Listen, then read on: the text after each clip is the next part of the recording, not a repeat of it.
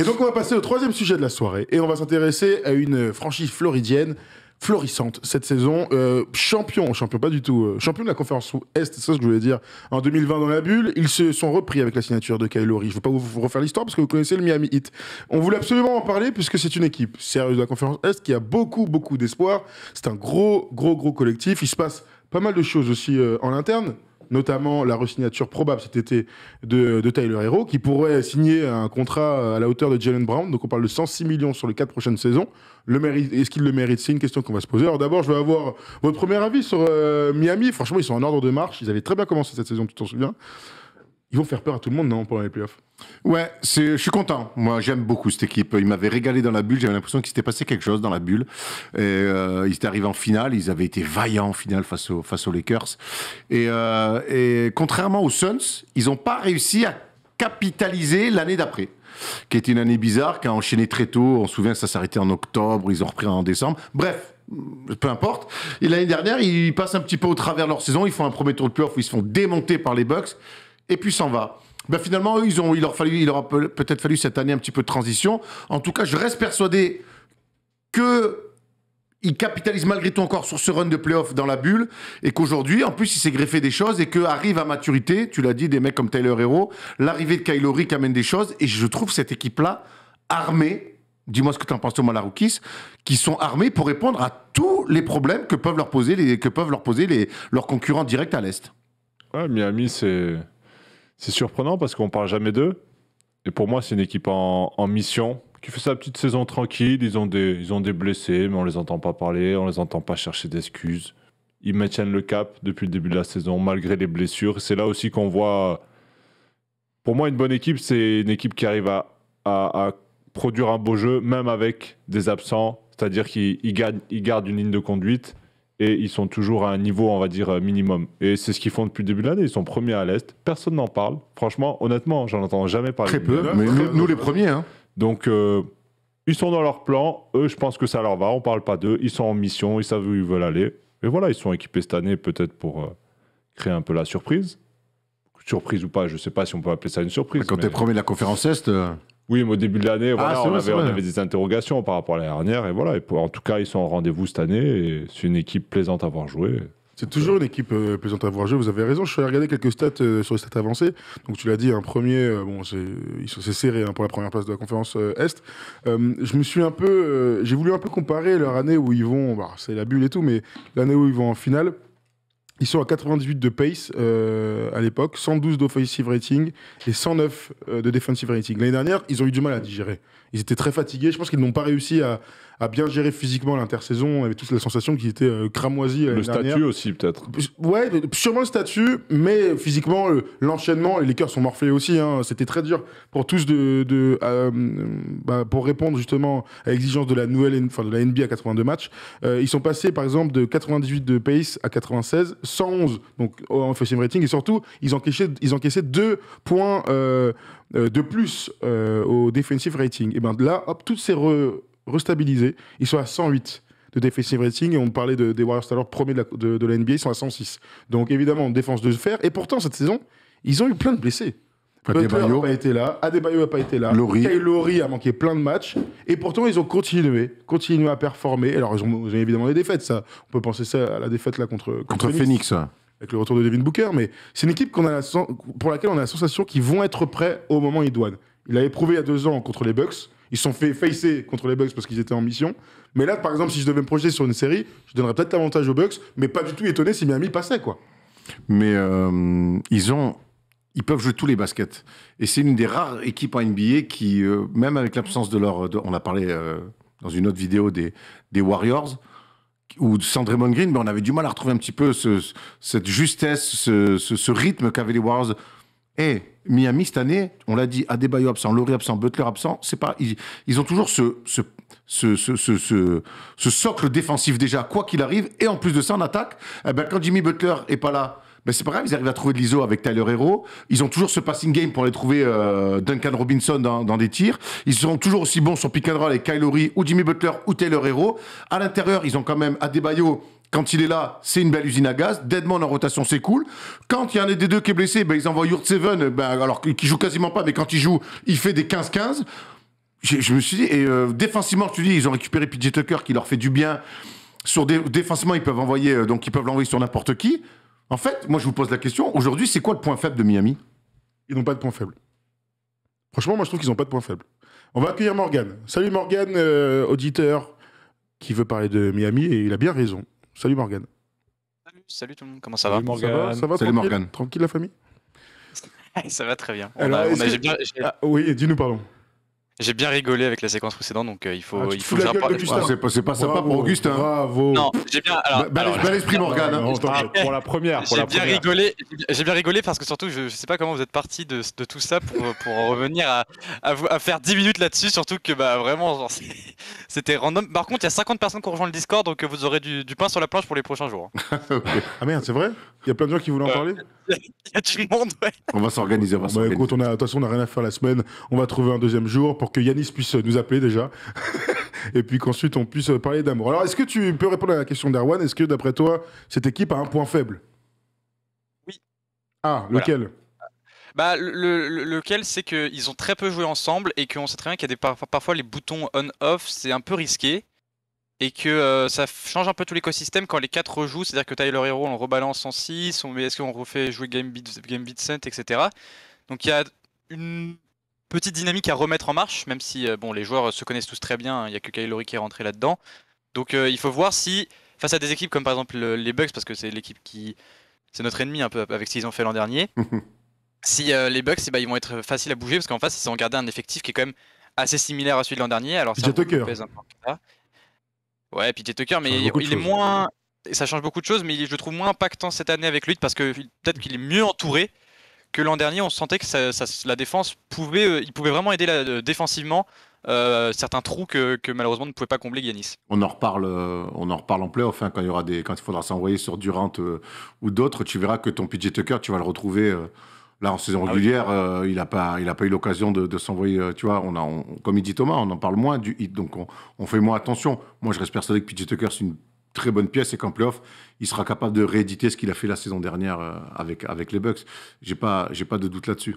Est-ce qu'on peut gagner? Est-ce que Miami peut gagner? Alors, je vois dans le chat sans superstar. Thomas, est-ce que Miami peut gagner sans superstar si on considère que Butler n'est pas une superstar? Moi, je l'ai toujours dit, on peut gagner sans superstar, mais il faut des gars capables de finir les matchs. C'est-à-dire que dans les 4-5 dernières minutes, il n'y a plus de système quasiment. C'est prendre la balle, jouer un pick peut-être, trouver une solution tout seul. Ils l'ont, ce mec. Ils ont Butler. Jimmy, hein. Ils en ont deux même. Ils ont Butler, ils ont Hero. Ouais. Lowry, on sait qu'il s'échappe pas. Merci. À 3 points, il l'a montré avec Toronto, il a une grosse expérience, il a quand même un titre. Il s'est jamais échappé, il a toujours été plutôt clutch en plus, surtout sur les dernières années. Donc, des gars pour close les games, il y en a. Donc, pourquoi pas jouer, tu parlais de pick and roll, mais qui va poser le pick and roll à Adebayo? C'est OK, hein? Adebayo, ça roule, tu peux pas non plus le laisser parce que le mec, il est capable, il peut shooter à mi-distance, il sait dribbler. Enfin, franchement, ils ont un peu tout à pas. Moi, ouais, voilà, c'est pour ça que ça me ferait plaisir aussi que les Heat aillent loin, c'est qu'ils n'ont pas de méga stars. Voilà. Et j'aimerais aussi qu'on puisse prouver qu'on peut aller jusqu'au titre sans superstar. Après, ils ont beaucoup de mecs au contrat max, tu vois, à 30 millions. Mais ils n'ont pas de gars à 30 points, des superstars. Ils n'ont pas un bid, ils n'ont pas Antetokounmpo, ils n'ont pas Durant, ils n'ont pas Harden. Ces gars, et ça mettrait en avance le fait que, en fait, on peut gagner sans superstar. Et moi, c'est un truc qui me ferait plaisir aussi parce que voilà, c'est ce que j'aime aussi, mettre en avant le collectif des équipes. Parlons un peu de Tyler Hero, du coup. Parce que, donc, il va arriver un moment charnière, on le paye. Oui, sur le papier, mais combien? Morgan, toi, tu serais prêt à aller à combien? Est-ce que, parce que c'est la rumeur qui est sortie là cette semaine, les représentants de Tyler Hero veulent un contrat max. Et il est en mesure de demander un contrat max. De toute façon, si Miami ne le donne pas, les autres lui donneront. Il y a quelqu'un qui de toute façon, peut l'imaginer. Après, ils pourront matcher, quoi. Oui, voilà, ils pourront matcher. Tyler Hero, je vous donne juste ses stats cette saison. Il est à 20 points par match. Oui. C'est le deuxième meilleur marqueur après Jimmy Butler. Il ajoute à ça 4,8 rebonds, 3,8 passes et ses pourcentages 44% au tir, 39% à 3 points. Qu'est-ce que tu en dis, toi, Morgan? Est-ce que toi, tu lui offres, du coup, ce contrat, sachant qu'ils ont déjà des énormes contrats dans l'effectif? Les moyens. Alors, déjà, il sera 6e homme de l'année, donc ça va compter aussi. Et Ouais. est-ce qu'on lui offre vraiment le contrat? Je ne pense pas. Je pense pas que le Heat peut se permettre de l'offrir, surtout que quand t'as déjà Kylori, Bam Adebayo, Et Butler. Duncan Robinson qui a pris C'est vrai. une blinde là, il y a 2 saisons, et Jimmy Butler évidemment. Il y a Tyler Herro, je pense que ça va être compliqué de lui mettre le max, pardon. Il y a Game Vincent aussi qui va être intéressant à re-signer. T'as toujours des petits contrats comme ça. Oladipo, qu'est-ce que t'en fais? Je pense que tu le vires. Ça va vraiment être je pense que cette saison, ça va beaucoup bouger. On savait de toute façon que Pat Riley 2022, la Free Agency, la visait parce que c'est là où tous les contrats un peu libres, un peu cata de 2017, ils s'arrêtaient. Et c'était là où il pouvait jouer sa carte de l'équipe, etc. Donc il faut voir. Mais franchement, j'ai aucun doute sur le front office du Heat. Ça roule, ça va super bien. J'ai aucun stress autour de Pat Riley, et en plus, on sait très bien qu'ils ont toujours fait des choix couillus, mais que ça a souvent porté ses fruits. Et que ça fait 3 ans que ça porte ses fruits. Alors certes, l'an dernier, ça n'a pas fonctionné, mais lors de la bulle, c'était parfait. Donc moi, j'ai aucun doute, surtout que quand on a signé Butler, tout le monde criait sur lui. Donc moi, j'en doute pas. Qu'est-ce que vous dites, vous, par rapport à Tyler Hero, là Faut le Qu'est-ce garder. qu'on fait Qu'est-ce Faut qu'on fait Il y a trop de joueurs, là. Faut tout, ouais, mais faut tout faire. Faut tout faire. Je m'entends, mais faut le garder. C'est un produit du Heat. C'est comme Duncan Robinson. Ils ont filé pas mal d'oseille parce que c'est un produit Heat. Et moi, j'aime cette idée-là. C'est un mec. Tu peux pas garder tout le monde. Ah non. Ouais, c'est tu ça, peux le pas, problème. tu peux pas garder tout le monde, mais c'est quand même un mec qui fait un chantier qui s'inscrit complètement dans la philosophie de ce que met en place Eric Spoelstra. C'est un mec qui fit parfaitement autour de Butler, un électron libre, un créateur, un mec qui à terme pourra aussi finir des games, des gros games, je pense, qui s'échappe pas, qui a un couillu, Il a une marge de qui progression. a qui a encore une grosse marge de progression. Alors après, il faut voir, il faut négocier aussi avec les mecs. Est-ce qu'ils veulent prendre le max, sinon rien D'ailleurs, je Vas-y. précise, mais l'an prochain, il a encore une année à 5,7 millions. Hein. Oui. Oui, oui, oui. oui. Mais Et bon, attends. 2023-2024, il est en team option à 7 millions. C'est là, Ouais, il faut le contrat. c'est là où, de toute façon, après, Miami aura toujours l'occasion de se dire, OK, nous, on ne veut pas te filer le max. Est-ce que quelqu'un va te le filer? Si oui, on peut matcher. Après, est-ce que dans les négociations, le fait que tu attentes pour matcher, est-ce que tu mets pas un peu d'huile sur le feu, comme notamment avec les Suns et Eaton Alors, c'est pas encore le moment de faire ça, d'histoire de match et tout. Ouais. Là, Non, je sais. S'ouvre le moment sais. où Miami peut lui proposer. On n'est pas Voilà, du tout c'est ça. encore. Non, vraiment mais des autres s'il lui équipes. propose pas, ça veut dire qu'on attend éventuellement. C'est ça que je Là, veux dire. ouais. Et Oui, que bah, peut-être que s'ils attendent, ils se disent, est-ce qu'on joue avec le feu? Comme pour DeAndre Ayton, par exemple. C'est ce que je viens de dire. Tu viens de le dire Je te jure. J'étais en train de lire. Ah ouais, pardon, merde. J'étais en train de lire les pires pas grave. masses mais- salariales de NBA. Ça arrive. Après, tu vois, tu parlais de Gabe Vincent, on aime beaucoup Gabe Vincent, mais il faut faire des choix. Et s'il y a des choix à faire, c'est sur ces petits contrats-là. Moi, je pense que ça, du coup, moi, ça je pense change que c'est, ouais, je sais. Moi, je pense que c'est un pur produit Heat. C'est le Heat qui en a fait ça quelque part, qu'il a pensé, parce que c'est vrai que quand il est drafté, on s'attend pas à ce qu'il soit aussi fort, à ce qu'il soit aussi dominant, aussi. Enfin, tu vois, je m'attendais pas à ça vraiment. Comme dirait Patrick Bruel. Mais moi, en tout cas... Après, est-ce que lui, il a le droit de se dire aussi, OK, cette franchise-là, elle a cru en moi à la draft. Je suis peut-être naïf, hein, Tom, tu me diras. Oui, Cette équipe-là, elle m'a drafté, elle croit en moi, elle a fait de moi ce que je suis. Est-ce qu'aujourd'hui, il a besoin de prendre 130 et est-ce que tu peux pas Je sais trouver... qu'ils pensent pas comme ça, les Ben Américains. non. Ça dépend. Surtout lui, hein, qui a dit Rudy, c'est ce qu'il a fait avec le Jazz. Hein. Oui, mais dans sa tête, Tyler Non, Hero, mais c'est une il a super pris star en 100 devenir. millions, Il a frère. des Rudy pouvait prendre 120, lui, il a pris 100. Ouais, d'accord. Ah, c'est pas rien, 20 millions, quoi, dans une masse salariale. Ouais. C'est pas rien. Non, mais c'est ça. pas que je rien, veux. mais C'est pas Mais rien, mais- c'est un Français. Je te dis pas qu'il va tout. Je te dis C'est un pas. Français, gros. Certes. Je t'ai dit, les Américains, ils pensent pas pareil. Non, mais donc c'est pour ça que je disais peut-être que je suis naïf et rêveur. Après, évidemment, ils vont pas lui filer 3 000 euros par mois. Mais est-ce que peut-être lui filer, c'est combien 120, Là, on 130 parle de 140 sur 5. 140 sur 100. Même 106 des Chris sur Paul, 4. qui te parlent de gagner à 30 ans vont Kyle Lowry, il a signé 90 millions, le mec. Pour signer au max. Mais bien sûr. Alors, c'est mon côté Mais en naïf. Non, bah après, t'as le droit. En plus, c'est un truc où c'est-à-dire que Tyler Hero, il a vraiment cette volonté d'être c'est déjà une superstar dans sa tête. Et ça peut être un personnage clivant, mais il kiffe ce moment-là. Il kiffe ces moments en ce moment il kiffe ces moments au hit. Et je pense que, comme l'a dit Erwan, j'ai tendance à penser aussi qu'il va peut-être pas prendre le max, mais qu'il va prendre un petit peu moins. Je dis pas non plus que ça va être genre 80 sur 5. Ah non, mais non. Ce sera genre du 110 peut-être, 110 sur 5. Je pense que ça convient aux deux parties. 110, Thomas me parlait de 140, t'enlèves 30 millions. Bon, mais voilà, Oui. ça, pour moi, Mais moi, je pense que- pour moi, c'est une négociation, voilà. Moi, Tyler Hero, je pense qu'il est en mode bon, c'est cool, 6e homme, c'est bien sympa. Maintenant, C'est ça, c'est son rôle. moi j'ai envie d'être une superstar. peut-être d'avoir ma team aussi, d'être dans le 5 majeur, d'envoyer toute la soirée. Non, Butler, il a pas 60, Butler, il a pas de 20 ans non plus. Laurie, il est pas éternel. Moi, je crois qu'à un moment donné, si tu as envie de briller, d'être une star, c'est bien aussi d'être en playoff, c'est bien aussi de jouer des finales NBA. Et je crois qu'il est au bon endroit pour ça. Il faudra faire des choix. C'est pour ça qu'il faudra que lui aussi il analyse un peu la situation de l'équipe, de voir qui reste pas. Mais je pense que lui, dans sa tête, c'est déjà une superstar et qu'il se dit, moi, je veux mon équipe. Tu crois ça? C'est ce qu'il dit. Après, peut-être qu'il veut que ce Miami soit son équipe. Mais j'adore Tyler Hero. Vous l'imaginez franchise player d'une team? Je te parle lui ce qu'il pense dans sa tête. Non, mais je sais pas. Je te parle de sa mentalité. Tu vois qu'il a super confiance en lui. Ah oui, non, mais moi j'adore. Il doute de rien. Moi aussi, j'aime beaucoup. Mais c'est sa mentalité. J'aimerais pour lui. Franchement, alors, je suis un gros fan du 8. J'aimerais pas qu'il parte, mais je pense qu'il a l'ego et il a la capacité dans le parler, etc. de pouvoir supporter une équipe. Peut-être pas une équipe qui va chercher le titre, parce que... Non, on n'en est pas là. Il n'en a pas encore les épaules, mais aller chercher des équipes qui veulent aller chercher le play-in, pourquoi pas s'accrocher un petit peu Quand je vois un duo de stars, genre lui et un autre gars, par exemple. Quand je vois Zach LaVine, Tyler Hero, je trouve qu'il a rien eu envie à terme. Oui, à part quelques qualités athlétiques, mais sinon dans le basket, pas grand-chose. Oui, non, mais c'était pour la blague. On peut plus rire, ça, si on parle pas de sexe. Moi, tu sais, depuis Augustin, je suis pas bien. Merci Morgane de nous avoir appelé. C'était cool, Morgane, merci. Merci beaucoup. Merci. Passez une bonne fin de soirée. Salut. Merci beaucoup. On va accueillir un autre auditeur. J'ai totalement oublié son prénom, pardon, parce que c'était il y a 5 minutes, mais que les gars parlaient. C'est Quentin. Bah oui, salut Quentin, comment ça va? Salut les gars, ça va? Salut Quentin. Tranquille. Tranquille, je me suis bien régalé sur les... Je suis arrivé en cours de route, en fait, sur les histoires de l'homme. Pauvre ami qui était là au téléphone tout à l'heure. Est-ce que quand t'as branché Twitch, tu t'es dit c'est normal, en fait, qu'est-ce qui se passe? J'ai le son d'une autre émission. Je me suis dit, ça y est, ils ont craqué, ça part en sucette. Au contraire, on fait enfin ce qu'on a toujours voulu faire, nous, la NBA. Tu sais, c'est qu'un passage. Hein. C'est alimentaire. C'est un job alimentaire. Bon, alors, sache, Quentin, sache que Tom m'a dit que tu avais une théorie super intéressante et que t'allais nous régaler.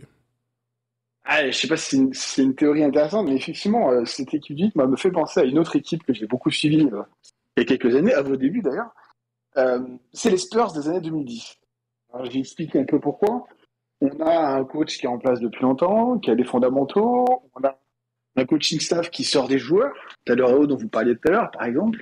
On a des méga stars. Alors, tout à l'heure, j'ai entendu que il manquait une super méga star dans cette équipe, mais bon, je suis pas trop d'accord, parce que tu as quand même du Jimmy Butler, tu as quand même du Kyle Lowry. Il y a quelques mois, je vous avais appelé pour vous dire, attention les gars, le 8, il sera top 2, top 3 fin de saison. Vous m'aviez un petit peu rionné, vous y croyez pas trop. C'est pas de nous, ça, pour toi. Ouais, j'en trouve la vidéo, tu verras. Ah ouais, vas-y. Mais ouais, moi j'ai toujours cru cette équipe, et pour moi, le recrutement de Kyle Lowry...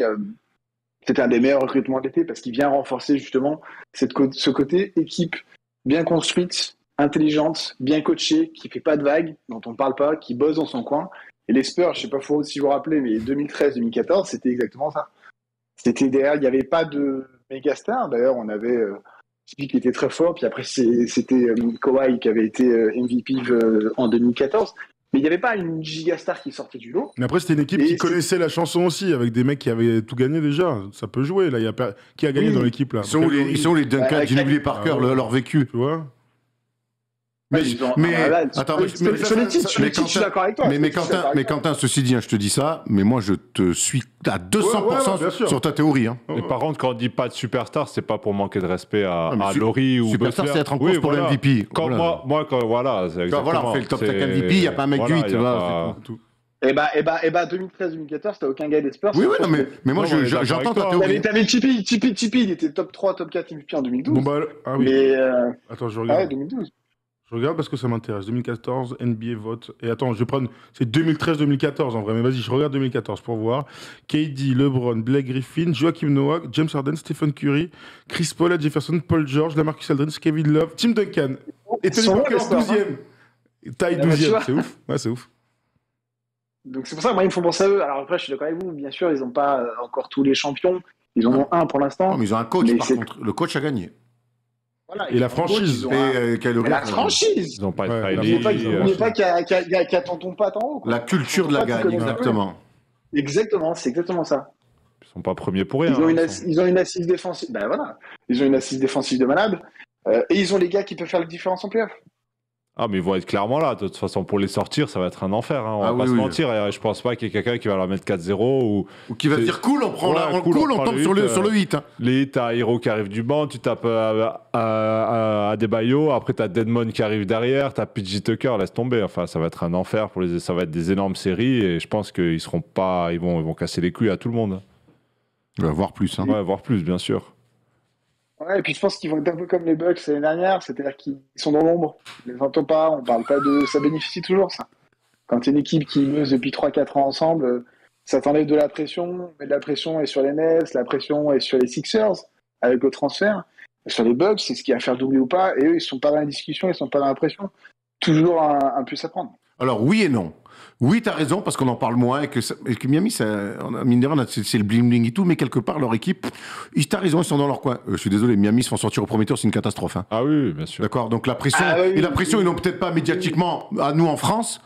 Je reste persuadé que pour la franchise, tu te fais sortir au premier tour, c'est dramatique. Ah oui, tu remets tout en code. Voilà, là pour le coup, ton Tyler Hero qui se chie, qui passe au travers du premier tour, Butler ou je sais pas qui fait ça va très vite. Hein. Attention, ça va très vite. Hein. Attends, Erwan, j'ai une question. Alors, à ce moment-là, j'ai une question. Heat, Nets, premier tour. Qui Ce tour de l'enfer. Le problème, c'est que moi, miser contre Kevin Durant, et si Kyrie Irving joue, et avec Ben Simmons. Le problème, c'est qu'aujourd'hui, le Heat, moi, j'ai que des certitudes. Je vois une équipe qui est prête, qui est au complet. Ouais, le Nets, c'est des... Les Nets, je vois un mutant qui est revenu, qui est indéfendable. Je vois Kyrie Irving qui est en train de retrouver des vrais sensas, qui devient un joueur incroyable, mais il joue un match sur deux. Et je vois un mec qui est censé leur remplir plein de cases, mais qui joue toujours pas. Donc c'est là, pour le coup, tu prends les deux extrêmes. Ouais, c'est pour ça, pour moi, je trouve ça intéressant. J'aimerais trop voir cette confrontation, je t'avoue. Ah, mais les Nets, tout le monde dans la conférence S va vouloir les éviter au premier tour. Tu m'étonnes, top. Pour peu qu'il y ait une loi qui soit passée, que Kyrie il puisse jouer ou je sais pas quoi. Vaut mieux prendre Toronto 6e, ou même. Allez, vaut mieux prendre Toronto 6e que les Nets en sortie de play-in. Hein. Ah, bah oui, merci. C'est clair. Hein. Ouais, t'as vu ça, je me brouille quand je dis ça. Bah écoute, en tout cas, on verra. Là, je regardais le classement Miami, donc premier. Donc il y a le play-in, Toronto, Brooklyn, Atlanta, Charlotte, pas mal le play-in hein, de la conférence Est, mais entre Toronto et Cleveland, il n'y a qu'un seul match d'écart, donc la course va être freinée justement pour éviter ce play-in, mais t'es pas à l'abri effectivement hein, de trouver 1-8 Brooklyn ou un premier tour Brooklyn-Philadelphie 2-7. D'ailleurs, c'est moi, c'est le premier tour que je vois. Bon, moi, je dis ça tous les ans, mais il me tarde les playoffs. Hein. Bah ouais, Paul, là, ça commence à être long, la saison. Là, j'ai envie que ça démarre. Là. Paul, tout à l'heure, nous disait, franchement, bon, là, ça devient un peu les matchs, là, et tout. Ça sert plus à rien. La saison régulière, on approche de la fin, oui, c'est sûr. Reste là, on a envie que ça y est. On a envie que ça... Reste un mois, mais on va quand même avoir des matchs. On a envie que ça se tape. Ouais, on a envie que ça se tape. Des matchs en jeu. Bon, on va quand même suivre la fin. C'était toujours intéressant pour voir les classements et tout. Ah non, on va aller voir la course MVP, j'ai envie de voir. La course MVP aussi. La course MVP l'ouverte. Moi, j'avais pas eu l'occasion de débattre, si je peux dire un petit mot. Vas-y. Bah, tu reviendras. Vas-y, toi, MVP. Non, vous avez été dur avec Jokic, je trouve. Pourquoi dur qui est deuxième? Non, ouais, mais dans le sens où, c'est un truc de ouf ce qu'il fait cette année. Mais comme l'année dernière. Ouais, mais là, il est pas entouré. L'équipe qu'il a, sérieusement, je l'ai re-regardé sur le papier, c'est incroyable. Faire ça avec l'équipe qu'il a. Pourquoi qu'est-ce qu'il y a t'as quoi contre le grand défenseur Facundo Campazzo, toi? Il y a personne autour de lui. il est 3-4e à l'ouest, il y a personne. Non, mais il est 5e. Ouais, mais au bilan à une victoire. Mais 6e. C'est comme vous me parliez du bilan. Du bilan. Mais un 6e qui finit à 3 victoires du premier, pour moi, c'est la même chose. Oui, d'accord. Sur 82 matchs, c'est pas là que je vais me dire, ah non, il peut pas être MVP, il est 6e. Alors sur 82 matchs. Oui, on est d'accord. Voilà. It's a fucking good theory. Voilà, c'est tout ce que j'ai à dire. Voilà, un petit mot comme ça. Ouais, t'as raison. Parce que regarde, Will Barton, Aaron Gordon, Monte Morris, Jeff Green, Bryn Forbes. Michael Porter Jr., DeMarcus Cousins, Jamal Green. C'est incroyable, gros. Il est extraordinaire. Il est extraordinaire. Bah écoute, on va changer le déroulé. On va parler, si tu veux, pendant une demi-heure de Jokic. Non, j'avais un petit... Non, je t'embête. Bon, très bien. Cher Quentin, est-ce que tu as fini d'étayer ta super théorie, qui était très bien d'ailleurs? Ouais, sur le hit, je crois qu'on a déjà dit pas mal de choses ce soir. C'est vrai, absolument. Eh ben écoute, merci beaucoup de nous avoir appelés, Quentin. J'avais une petite question. Oui, vas-y. Du love? Ah, le love, je le garde pour plus tard, t'inquiète, Ok. il y aura des belles histoires. Parfait. Mais non, j'avais une question, vous n'êtes pas obligé de répondre, les gars, mais c'est vrai que ça m'intrigue, mais comment vous gagnez votre vie, en fait? Et tu sais que ça fait depuis 2016, depuis qu'on a lancé tout ça, qu'on nous pose toujours la question. Alors, il y a deux questions par rapport à ça qui arrivent. C'est est-ce qu'on fait que ça? Et deux, comment du coup on gagne de l'argent? Je trouve ça fantastique. C'est vrai que Là, moi, Ouais, il vraiment, y en a beaucoup qui me la posent aussi, des potes Ah. à moi.